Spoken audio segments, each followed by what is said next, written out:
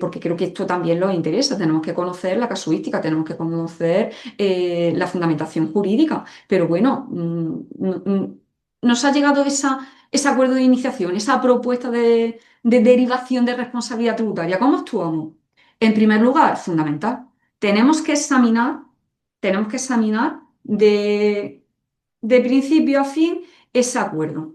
¿Por qué motivo? Porque ahí viene toda la motivación en la que se basa la administración tributaria para derivar la deuda. Puede ser cosas presuntas, puede ser cosas que nosotros tengamos a nuestra disposición probar que no son ciertas.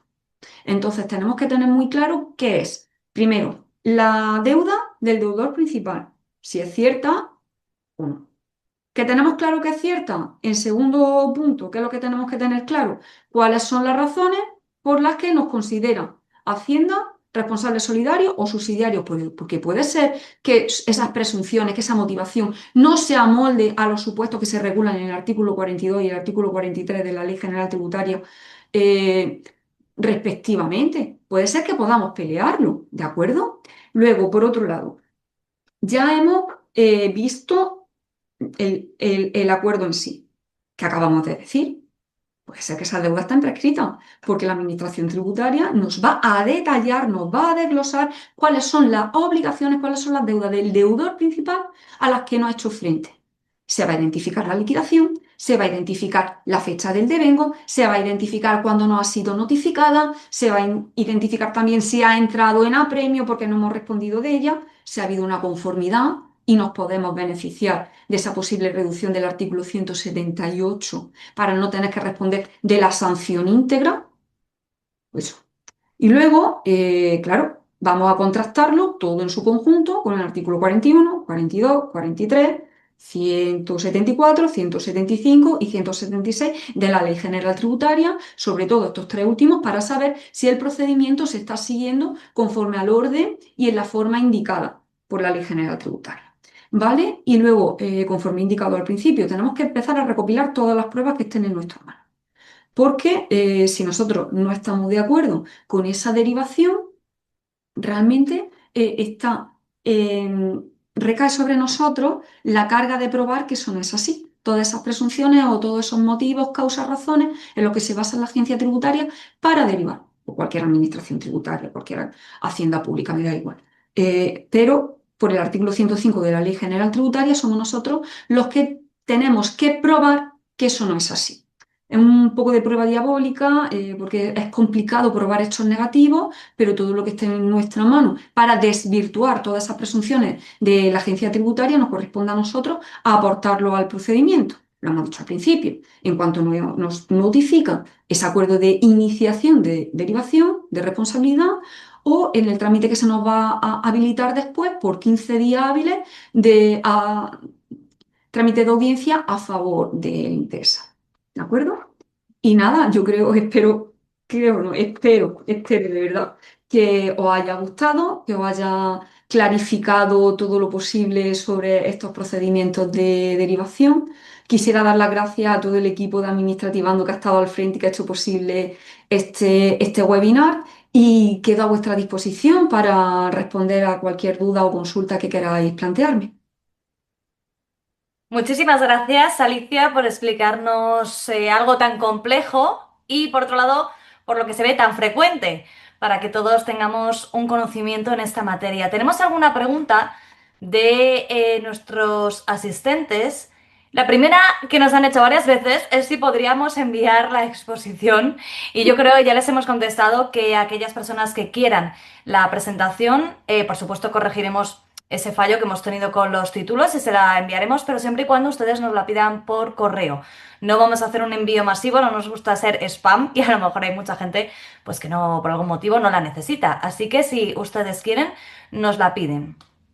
Con respecto a la grabación que nos está preguntando Esther, estará disponible próximamente en nuestros canales, concretamente en YouTube. Y también lo anunciaremos por nuestras redes, así que podrán volver a ver esta estupenda ponencia.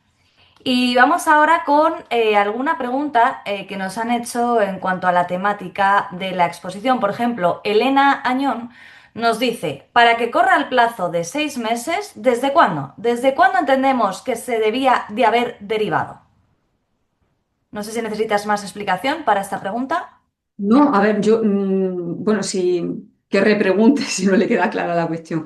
Vale. Lo he dicho al principio, como todo procedimiento tributario, se va a incoar el procedimiento, de acuerdo de derivación en este caso, mediante la notificación de un acuerdo de iniciación del proceso.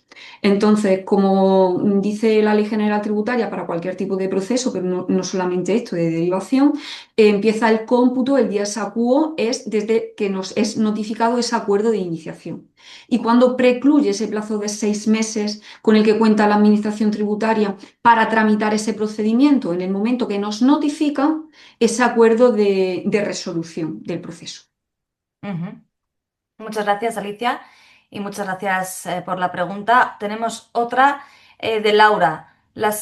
Un segundo, porque según van haciendo se me van yendo. Las posibles colaboraciones con el deudor realizada por los responsables subsidiarios o solidarios prescriben en algún momento.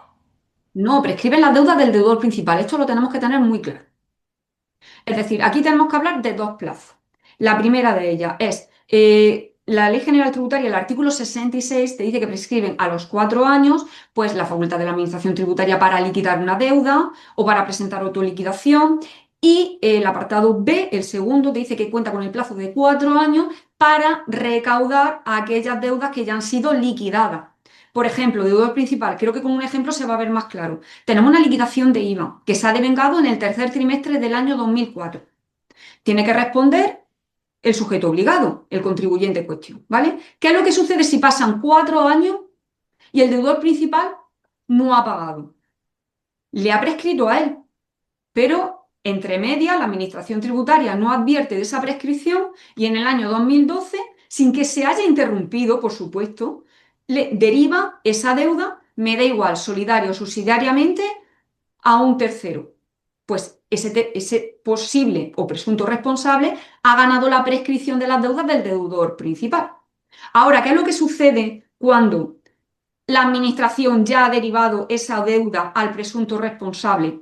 Tenemos ese acuerdo de iniciación, tenemos esa declaración de fallido del deudor principal. Va a empezar el cómputo de nuevo de los 4 años para reclamarle esa deuda ya liquidada al responsable. No sé si me he explicado.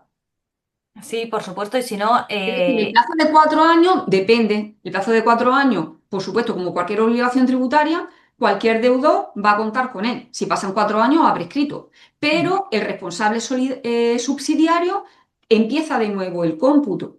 Es ujú, lo que acabo de explicar con esta cita jurisprudencial del Tribunal Supremo. Luego la paso como diciendo, oye, es que el responsable, hasta que no se le imputa tal condición, tal estatus, hasta que no es responsable, no se le puede exigir absolutamente nada.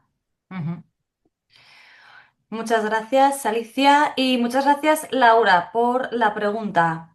Tenemos más, tenemos muchas, y nos quedan 2 minutos de webinar, con lo cual había una pregunta que nos pedían una aclaración sobre lo que tú has explicado de Elena Añón. Pediría aclaración de los plazos de 4 años y de 6 meses. ¿Y cuándo se inician? Bueno, más o menos es parecida a la Claro, anterior. muy brevemente, Blanca, lo acabo de explicar. El de 4 años es primario, es para la prescripción, para la Mm, prescripción de las deudas. Y el plazo de 6 meses se computa en la forma que acabo de decir y es para la tramitación del procedimiento de derivación de responsabilidad tributaria. ujú. Estupendo. Continuamos y te voy a hacer la última. Lo siento muchísimo por el resto de personas que nos están haciendo preguntas y vamos a coger, por ejemplo, la de José Santos. ¿Estaría prescrita la acción de responsabilidad subsidiaria frente a un administrador saliente con el cargo de no inscrito por defecto de inscripción? ¿Cuándo se le deriva la responsabilidad? 10 años después de la deuda. A lo mejor es muy compleja, la tendrías que leer. Claro, es que tenemos que analizar muchos puntos. Voy a Claro. intentar ser breve. Lo primero de todo, si la inscripción no es válida, este administrador no ha asumido legalmente o lícitamente el cargo. Es que lo que tenemos que tener en cuenta, nos lo exige tanto el reglamento mercantil como el de sociedades de capital.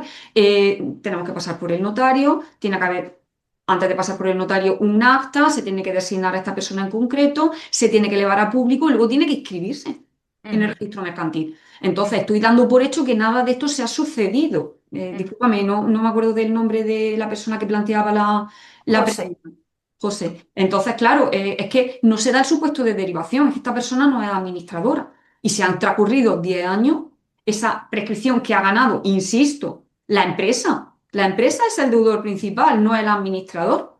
Ujú. Por supuesto que le ganaría. Creo que estamos hablando de cosas diferentes, Sí, nos está contestando José, es que está todo hecho, pero la inscripción tenía defectos. pero no es válida, Claro, José. No sé vale. si coincidas conmigo en esa razonamiento. Pequeño detalle.